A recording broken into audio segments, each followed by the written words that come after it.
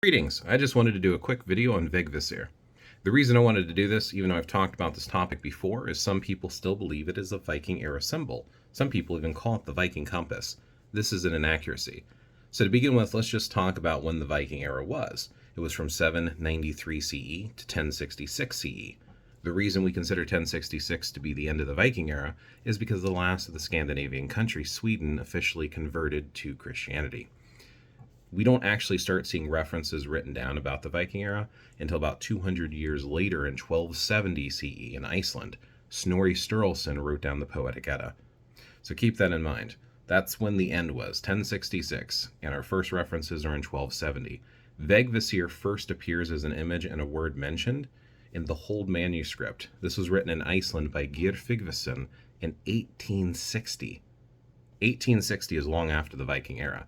So we know this is a modern symbol. We know it is newer. It's from the 19th century. It is believed by some to be based upon the Key of Solomon, which was written in the 14th century, because a lot of the images that you see in the Huld manuscript are very similar to the design style behind some of the symbols in the Key of Solomon.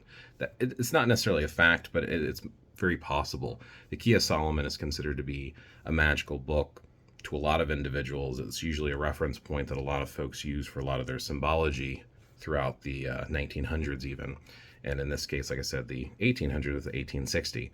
So let me show you a few images, and like I said, with any video I do, always confirm your resources, always check things out, and make up your own mind. The Huld manuscript is actually available online. So here is Huld manuscript.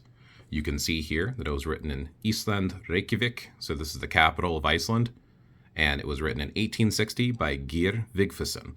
And let me scroll down to where you actually see Vegvisir. This is the first appearance of Vegvisir in any reference historically. And then, of course, we see it more often. And there are other symbols, of course, in this book. It's packed full of symbols. But let's compare these symbols to some of the things that you see in the Key of Solomon.